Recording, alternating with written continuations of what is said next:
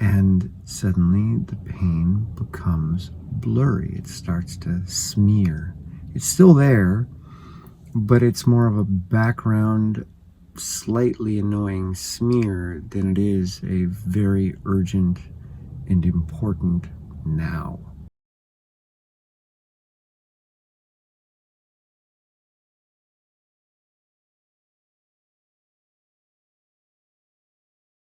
I just decided that I'm going to start focusing on pushing exercises. I've been doing a lot of pulling motions, and the tendons in my left arm not happy.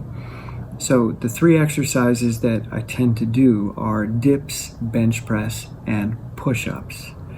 The least interesting to me are push-ups, which is strange because when I was in high school, I would do push-ups constantly. I love them.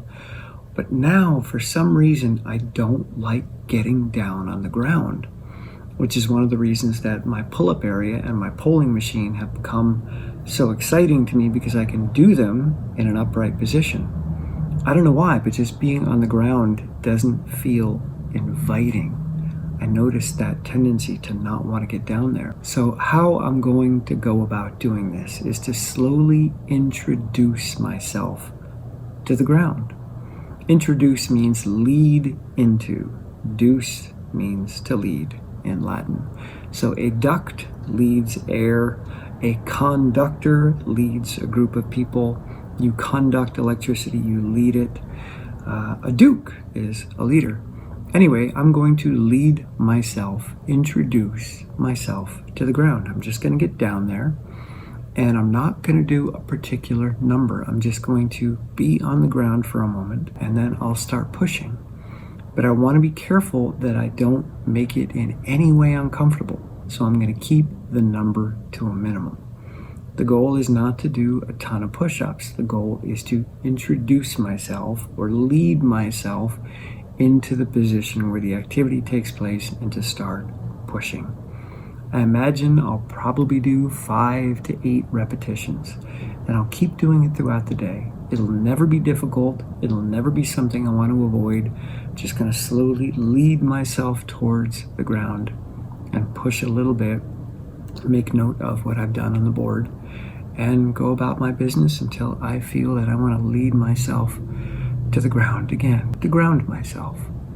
And over the course of the day, I'll get used to it. I'll start to feel comfortable, and then I'll do the same thing tomorrow. I'll do the same thing the day after that. And hopefully it will become a new habit. And when my arm heals up, I will then have a pull-up and a push-up habit. So I'll be pulling and pushing to work both sides of the body and not just the pulling muscles. So that's the goal, a gentle introduction. Just finishing up an 8-mile roller ski. Took it really easy today. 2 20-plus hour weeks feel a little bit heavier than they did in the past, so I'm going to honor that, not do too much. Did some technique work, working on a little bit of higher tempo. Skied up the same hill that I did last week, trying to get my poles up in front of me a bit more and trying to bring them back up faster, not follow through as much. So we'll see how that looks in the footage. Now I'm going to get back to listening to essays of E.B. White. And he's really digging into some good stuff at this point in the book, talking about the Constitution and the Declaration of Independence and whether or not they apply to everyone that lives here or just to a select group. And he's of the view, as am I, that they should apply to everyone and not just a select group. And he's very eloquent in how he puts things, and he uses humor to talk about these things, which is really sorely lacking in the conversation these days. People get so angry so quickly, and we need some insightful, humorous people to unpack these issues. Because the alternative is just screaming and violence, and I'm not a fan. Okay, back to the book and to editing.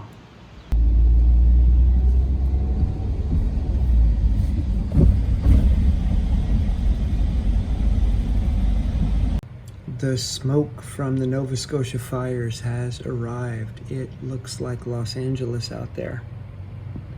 Crazy hazy. Very sweet girl.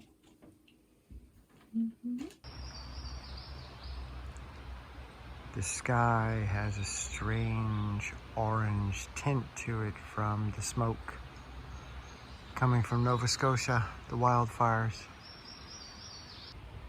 Hey, double kittens. Oh. Mama, don't punch the bee. Don't punch the bee. I'm taking a moment before I go out into the orange haze, listening to the essays of E.B. White. And at present, he's giving advice to young writers. He says, if you want to get ahead quickly, don't write about man, write about a man. Which reminds me of the Stalin quote, translated from Russian, "One death is a tragedy, a million deaths is a statistic." Which makes me think of a bumper sticker, think globally, act locally. Which, in theory, sounds good, but when you understand how human beings actually work, it becomes nonsensical. We don't relate to the global. We relate to the local. Show us one face of a starving child and we will jump into action because we are built to respond to the local, to the close. We're not built to respond to the abstract. But more and more our society is abstracting itself. We are becoming more and more dilute. So we're less invested in our communities, we're less invested in our families, we're less invested in each other because we're thinking globally. And therefore we're not able to act locally because it's difficult for us to see the local environment, the local needs, because we're surrounded in the orange haze of global social media. It's 6 p.m. and I am finally breaking free from the studio. I've been locked away inside all day due to the smoke in the air. The AQI, air quality index, I think, was up to almost 200. I've never seen it that high before, so it's pretty extreme. The air is orangey brown. It's worse than anything I've ever seen in Los Angeles. The race tomorrow in the Catskills, that may be off. I don't know. My throat is kind of burny. I had an air filter going in the studio, but the windows are pretty leaky. This is awful. Getting my oil changed before driving to the Catskills, and I always stop and look at this poster when I come in. And I noticed this guy today. He's the only one looking at the camera that took this shot. Everybody else is looking over there.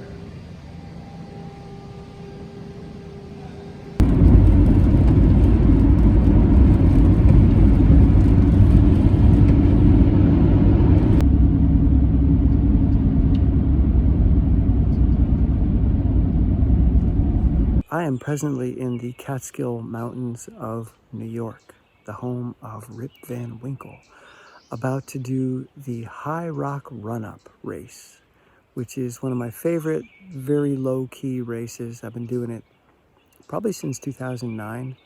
I had the course record here for a long time. Anyway, it's my friend Dick Vincent and many members of the Albany Running Exchange and Catskill Trail Runners, and we hang out at Dick's house on the edge of a cliff and then run up to the edge of another cliff. It's a 2-mile race, climbing maybe 1,200 feet, and beautiful, treacherous, dangerous, technical trail running. And even though I've only run once or twice since April 29th at the U.S. Mountain Championships, I'm excited to see what roller skiing and elliptical provides for uphill, very steep running. I'm also going to use this as a test of my foot because it's uphill. There won't be a lot of impact from coming down. I can walk back down the mountain, but I want to see how my foot holds up. The real challenge today is the smoke. It's worse here than it was in Vermont, so I'm wondering if I should wear a mask. It's only a 2-mile race, but still breathing at a high volume. I don't know. Okay. We're running up there, and we have to be careful not to fall off of this. At least that's close enough you can see where you're not falling off. And you can see the beautiful view of the hazy Hudson Valley. A spectacular view off the cliff's edge into nasty stuff that we were just breathing at very high volume going up the mountain. Get a call. I went out hard, and then 3/4 of the way through, this gentleman passed me. What's your name? I'm Giovanni. And you're also a cross-country skier. Yes, I am. And you live in the Italian Alps near France, I hear. Yeah, but now I live here. Oh, hey. I've been in Troy for the last 3 years actually. Okay, so are you skiing at Prospect then? Yeah, A regular basis? yeah. I had the pass for the winter. Yeah. Oh, well, we're going to have to hook up next year and ski together. And Michelle Merlis, Hey, how's it going? Oh, I feel like I was sucking wind more than usual today. You were sucking smoky wind. Sucking smoky wind. Yeah. It was more like a storm. Yeah. It feels like I just did a stair climb race, like my throat has that dry, Like that dirty air. Dusty. Yeah. Yeah. For sure. I need a It's nasty. It's always a great day here at the Palinville Overlook, Kyra.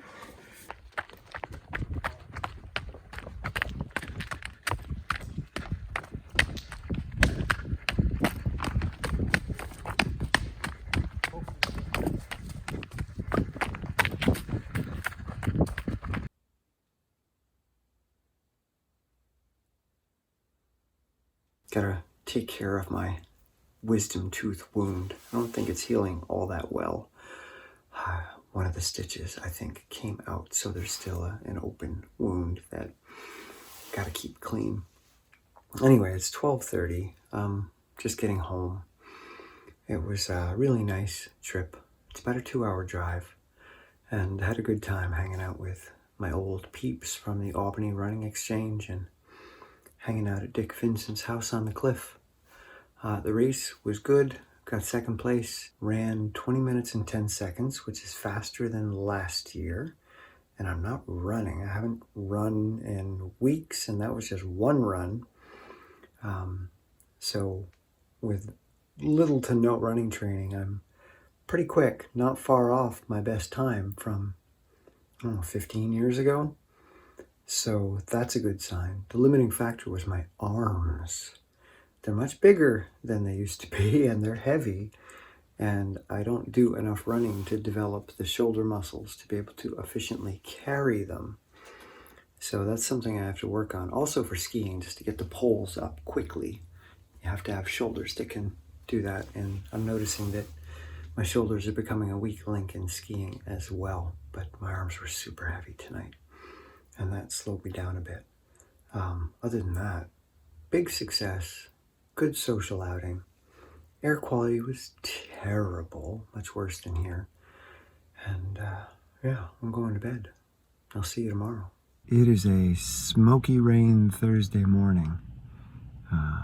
It's drizzly and it smells like barbecue, but it's Canadian trees that are being barbecued.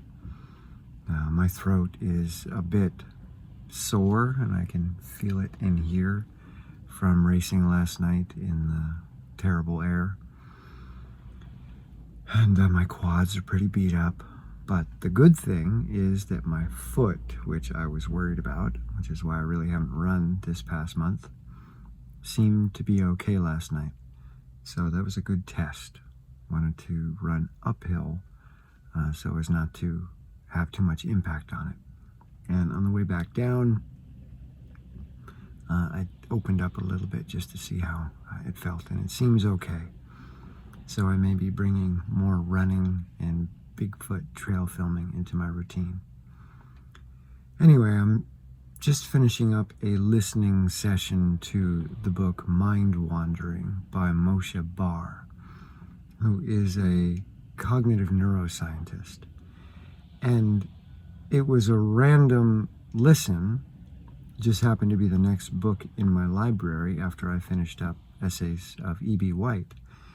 And it came on, and I thought, oh, wait a minute, I have other books I want to listen to, but the introduction was so intriguing that I kept listening. So now I'm 5 hours in after going back and forth to the race last night.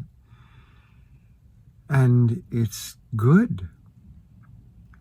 He's talking about the default mode network in the brain, which is essentially where our sense of self lies and our sense of others as well. We simulate ourselves as a narrative fiction. We are a character inside of a simulation, and we also simulate other people to imagine or predict how they're going to respond to what we have done, what we will do, what they think about us. Do they like us? Do they not? Is there something we need to fix? Should we run for office, etc.? So we live as virtual characters in these simulations, and it's a very useful tool unless you spend most of your day there. And then it becomes highly problematic. And now in the modern world where we sit so much and our body isn't moving through a world and our brain isn't processing a body in a moving world, we go into what they now call the default mode network because it seems like the default because we sit so much. But it's really not the default mode of the brain. That's a misconception. It's a modern default mode simply because we have removed much of the physical labor from our lives. And this is why movement, exercise, running is so therapeutic for depression and anxiety and rumination, because a body in motion turns off the default mode network. And then your brain goes to processing the world that you're actually moving in, not processing a virtual you in a virtual world of others.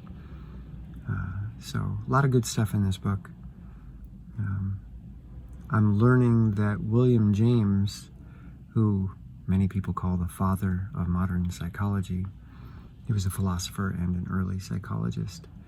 He came to some of the same conclusions I did, and it's always interesting to me when I'm developing something in my work and I've never heard it before, and then suddenly I discovered that somebody else had very similar thoughts and even used the same terminology 150 years ago. And it's a little disconcerting, but it's also really exciting because sometimes I think that the philosophies that I'm developing and the tools I'm developing are just way out there on a ledge and nobody will ever get them. And then I discover that, 500 years ago, that person had a similar thought. 200 years ago, that person had a similar thought. And people respect these thinkers from the past. So it's comforting to have stumbled across thoughts that others have also brought into being. Anyway, one of the reasons that I read so much is to discover things like that, someone else that had a similar thought, so I don't look like the idiot that thinks that I'm the first person that ever had this thought. The less you read, the more likely it is that you're going to think you're having an original thought. Chances are you're not. Maybe on rare occasions you do, but mostly you're just discovering what brains tend to discover when they process things deeply. So now my job is to elaborate on and perhaps add to what David Hume and William James and others have created.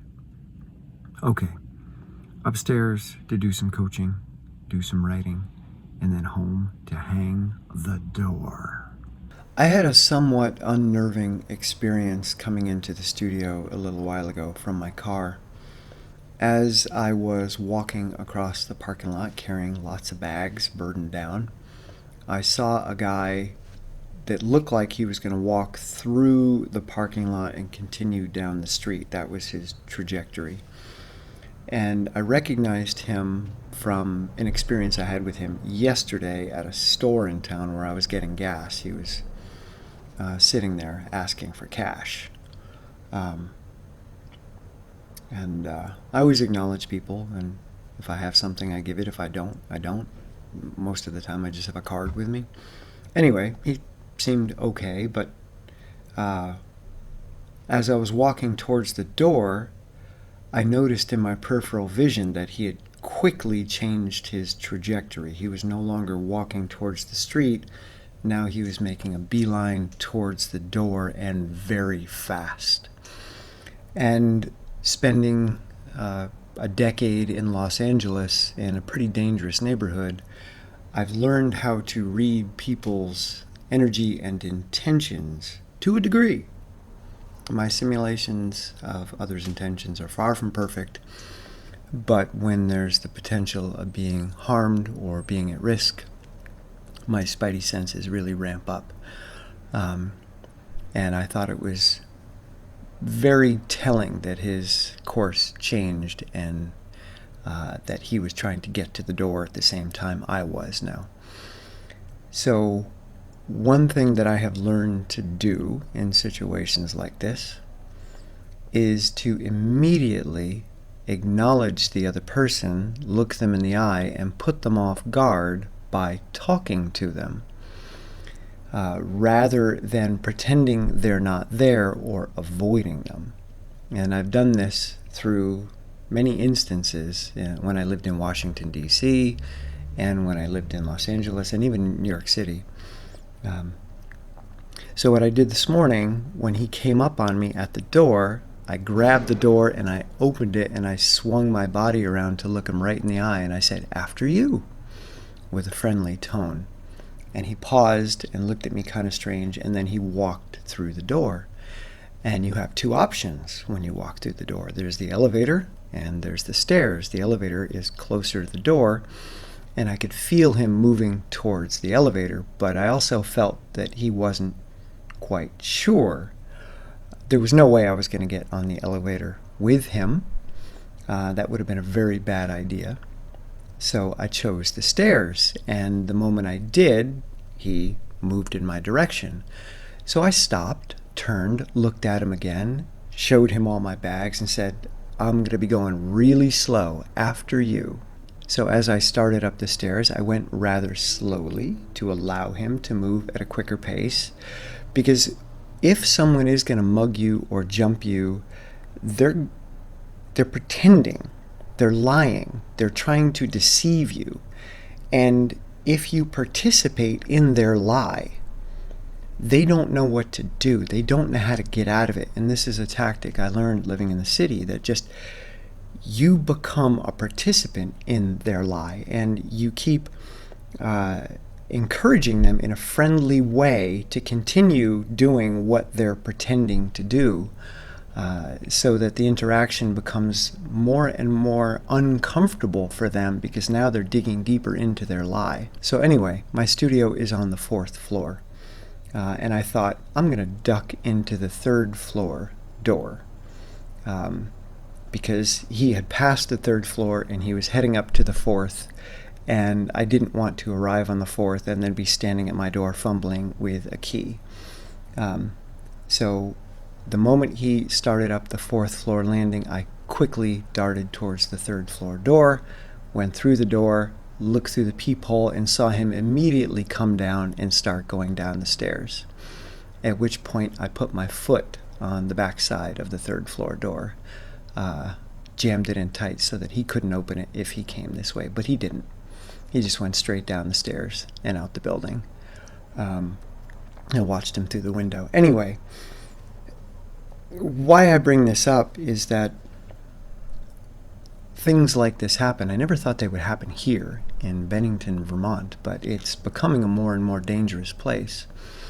Drugs and crime are on the rise. The mail is not in the best neighborhood. And it's important to humanize people in your interactions. And this is something that nobody taught me. It's something that my insecurity mandates, but it has become a very useful skill. And what I mean by that is, in the past, when I was mugged, which is quite a few times, I would start talking to the person because my insecurity causes me to tend and befriend when someone is being aggressive. You'll hear people say that fight, flight, and freeze, well, that's male science. Like, men studied men's reactions, and they came up with the sympathetic nervous system has the options of fight or flight. But that's only because women haven't been studied, or that women psychologists haven't been leading the studies. And as more of that study came out, they said, well, women have this other option called tend and befriend. If you can't fight, if you can't run away, it's in your best interest to tend to the person, to befriend the person. And I don't think this is a female quality. I think that's a mistake to think of it like that. And it also is quite, I don't know, demeaning to women, assuming that women are not capable of fighting or running. Anyway, because I'm profoundly insecure, my reaction in a situation like that is tend and befriend. It just comes out of me, and I become very friendly to an aggressor. And this has happened a lot, and I've talked myself out of quite a few muggings. And one mugging that actually went through, they ended up with my money but didn't do violence to me. They left me on a bus stop bench in the middle of the night in Los Angeles, and I realized that I couldn't catch the next bus because they took all my money. So I yelled out to them, hey guys, you've been super cool, thank you for not hurting me. By the way, I don't have any money for the next bus, and the next guys that come along may not be as cool as you, so could you help me out and give me at least some bus fare so I can catch the bus? And they just looked at each other and started laughing. And they said, all right, brother, let's break bread. And they came back and they gave me $20 back because I treated them like human beings throughout the interaction. Not because I wanted to, but because I was afraid not to, because I'm scared of people. And what I have learned is that I can now direct this. I can do it on purpose now. It wasn't always the case, but now I can use my insecurity and the tools that I've learned from it to intentionally humanize people. And like Dale Carnegie says in the book How to Win Friends and Influence People, give them a reputation to live up to. Don't treat them like criminals. Participate in the ruse and give them the reputation of they've got good intentions and they're up to something good. You're not here to mug me. You're not here to do violence to me. You're here because you have something to do. You're going somewhere. You've got business in this building. So I'm going to treat you like I would treat anybody else entering this building. And because you treat them that way and you participate in their ruse and give them that reputation, then suddenly you become a nice person. Oh, by the way, as we were going up the stairs, I commented on the guy's shoes. I said, oh, it looks like you got a new pair of shoes. They look like Walmart shoes. How are they? Are they comfortable? And he said, yeah, I did get them at Walmart, and they are comfortable. And I'm like, yeah, they've got that little pull tie instead of laces. Easy on, easy off. And he's like, yeah. So, again, treating him like a person that's worthy of communication rather than treating him like a criminal, which he may have been in that moment. But my goal was to give him a different reputation. And you know, who knows how it could have gone down in different ways. But yeah, something I've learned being insecure. And I don't know if there's any value in what I just shared, but it's something that happened today, and it made me think of my past and how I now use that insecure drive, but then direct it to help guide me through challenging interactions, or potentially challenging interactions, and nip them in the bud before they even become a challenge or a conflict. The hinges are in, and now we got to frame it out on this side over here. But this door was free. Somebody was giving it away, painted it, and it's a beaut. I went back to the oral surgeon to get some antibiotics, thinking that I probably had an infection, and he took a look and said, ooh, we got to clean that out. And I wasn't aware of what cleaning it out actually entailed. I thought maybe squirting some saline solution in there, but no, he went in and ground it right down to the bone. It felt like my jawbone was being chiseled away. That was pretty intense. But I got through the needles. I got through the anesthetic, which I did some good work today to just calm myself and stay present and not bring up images of the past and trigger a PTSD moment. He did hit the nerve a little bit, but I was cool. I stayed calm, didn't panic, and got through it. But the jawbone was actually worse. Anyway, now I've got a bunch of stitches in there, and I've got to go through the whole healing process all over again because he cleaned out all the infection on my jawbone and removed some extra bone that had been left from the initial surgery. So here we go again. Doing my best chipmunk impersonation this morning.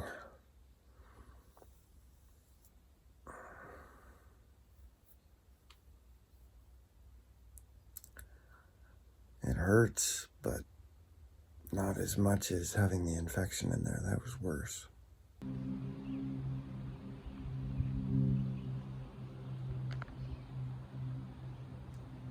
I'm using as much recycled wood as I can, so that sill is actually a piece of an old piano,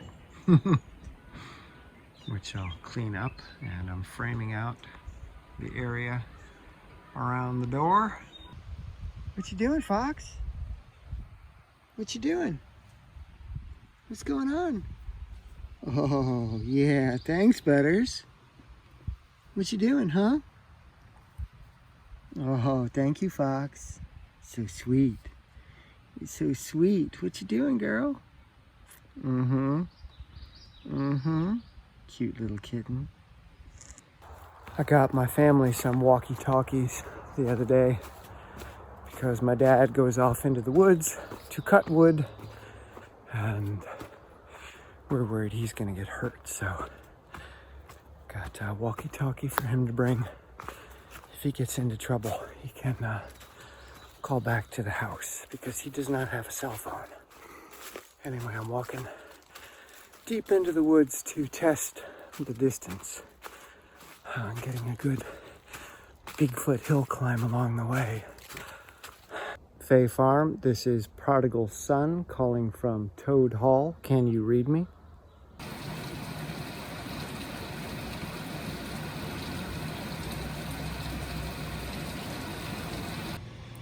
I just felt something crawling on my neck, and it is an adult tick. Long day at the office, and now I'm heading off to my niece's graduation party. I cannot believe she is graduating from high school. Time flies, which can be a good thing when your cheek looks like a giant squirrel or chipmunk stored something in there. It's really achy, swollen, but it'll be gone in a few days, I hope, and then we can get back to business. I am taking my sweet time this morning, hanging out, listening to Mind Wandering by Moshe Bar, which is turning out to be a very good book. And yeah, last night was rough. The pain from the surgery site started migrating up through my jawbone into my ear, up into my skull, and it was intense. And I finally gave in around midnight and took some ibuprofen and Tylenol because I could not relax. I could not get to sleep. Normally I don't take anything, but it's important to sleep, so I gave in, and that's okay. It was interesting. Prior to taking it, I was practicing dissociation, which is a big part of my work. And it's fascinating how the pain becomes blurry when you dissociate, but it becomes very specific and precise and targeted to a specific location with a certain intensity when you're in your identity, when you're in your experience of this is me and I am very much concentrated right here. This is where I exist. This is the main focal point of my consciousness. But when you can dissociate, which I start doing by experiencing other parts of my body, tuning into legs, feet, back, hands, just exploring sensation elsewhere so the focus isn't entirely right there. And then from that point, I go into just a loose focus of even time, not just space, but also time. I allow myself to drift. I allow my left dorsolateral prefrontal cortex to drift through time. And suddenly the pain becomes blurry. It starts to smear. It's still there, but it's more of a background, slightly annoying smear than it is a very urgent and important now. And that's pretty effective, but I can't do that when I'm lying in bed. Which is interesting because the default mode network, which the book Mind Wandering is all about, is most active when you are not engaged. So when I lie down in bed, my default mode network takes over. And depending on how your brain is wired from genetics and life experience, you're going to ruminate on good things or bad things. Your brain is going to playfully daydream, or it's going to hyper-focus and just keep repeating something that's not fun. So if you're in pain, your default mode network is just going to keep cycling through painful ruminations. So when I'm out and about and able to move, it's easy for me to find a groove. But when I'm lying down, it's very difficult. Anyway, this book, Mind Wandering, has a lot of good stuff. It's about the default mode network, but so much more. Right now he's talking about categorization and how our brain basically breaks everything into categories, links them to something in the past so that we can process them more readily with less energy. And we don't have to spend too much time trying to figure out our environment or what we're up to. We can move through the world pretty much on autopilot. But if we had to attend to every single detail in every single moment, we wouldn't get much done, and our brain would use up so much fuel that we would be exhausted all the time.